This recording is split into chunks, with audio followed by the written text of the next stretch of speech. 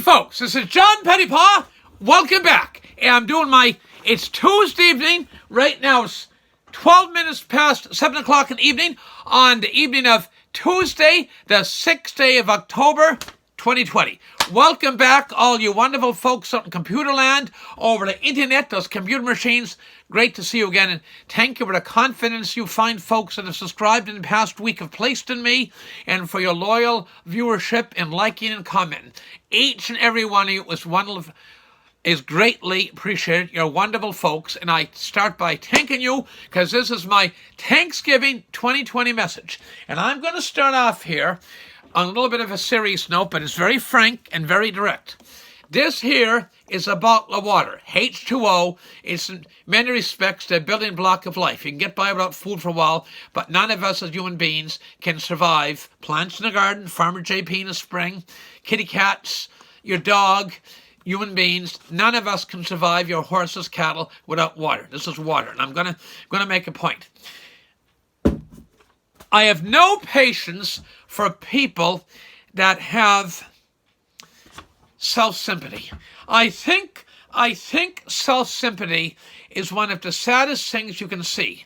Okay, and people feel sorry for them. Move my camera back a bit. People feel sorry for themselves.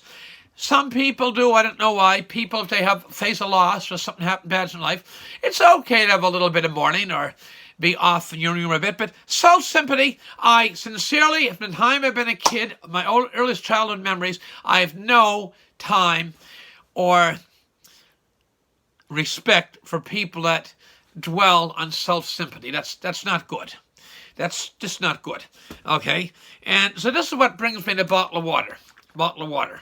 Okay? 2 points. One, I watched it. I don't like crap. I never watch soap operas. I don't watch fiction. Since I've been a kid, I like reading biographies, history, politics, business, current events. Never liked fiction. I had to read a book in school one time, A Wrinkle in Time. Damn near, I just didn't like it. We read Shane. That wasn't too bad, Shane. He was a cowboy. But Wrinkle in Time, I couldn't make any sense out of the book. Okay, so anyway, self-sympathy is not good for anybody.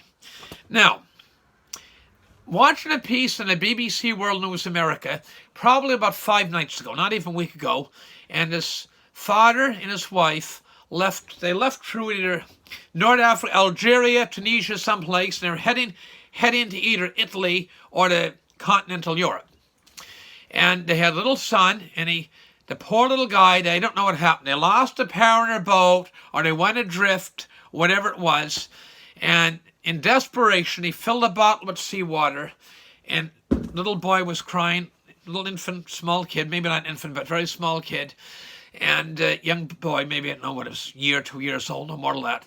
And the kid went delirious, and the poor baby died. The poor baby died. The tragedy is, and he said to the reporter that we escaped where we were via, I don't know if it's Tunisia, Algeria, wherever, to get to a new life for their son, and they tragically lost the little guy. I would say it's not a good item to bring up Thanksgiving.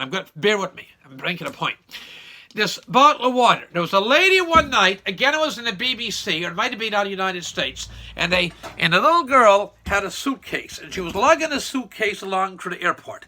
And I believe this was either in France or Germany, or it might have been in London, but they were going across to Canada, USA. So it's either Germany, Frankfurt probably, or Orly in France, Charles de Gaulle Airport, or Heathrow in London, one of those big European airports.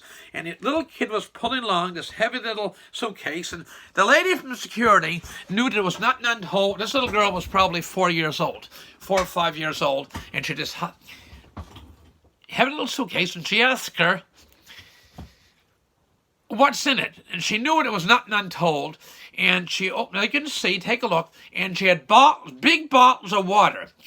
And she said, my parents told me that we're going on a long trip.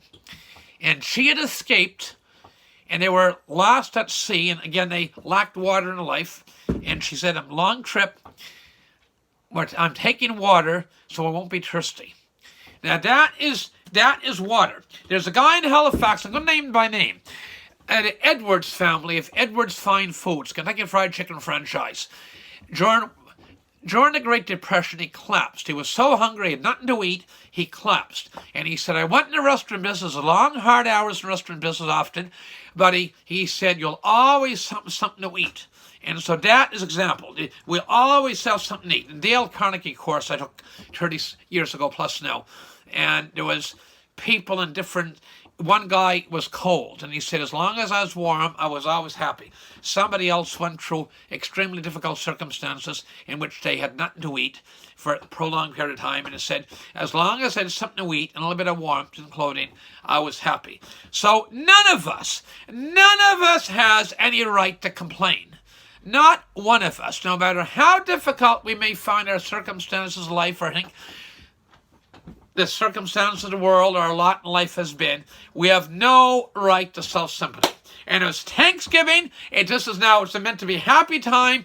We give thanks to God for all that we received. It's Canadian Thanksgiving. In the United States, of course, it's Columbus Day. We'll have our Thanksgiving on the last Thursday in November. So this is Canadian Thanksgiving, but my message is aimed at my U.S. audience. And I have at least a subscriber in Kenya in the last couple of months, from Nairobi, Kenya, who actually went to school at the Cody International Institute in Antigonish, Nova Scotia. It's pretty good. A subscriber, I'm pretty proud of that fella. A subscriber in Nairobi, Kenya, and subscribers in the country of Australia, and I assume there's some in South America. We certainly have them throughout the United States and Canada, and doesn't matter where you're from. If you're up the road, up the street, 2 miles from me, or 200 or 2,000 miles from me, each and every one of these subscribers is something important. So anyway, this is Thanksgiving weekend. I tell us not to waste food. Not to waste food. And just looked at my note out of the corner of my eye. Don't waste food. In a world where many people go hungry, including God's precious little children. We had a wonderful priest in Mulgrave, Father Bernard McAdam. He's now in his early 80s, and we have a lot of good priests. We have some not so hot, some shouldn't be in a priesthood at all. But there are many good priests, as there's many good Mormon imams, and there's many good Jewish rabbis and gospel preachers and lay people that speak at gospel halls and fundamentalists and you name it, Anglicans, Episcopalians, whatever. This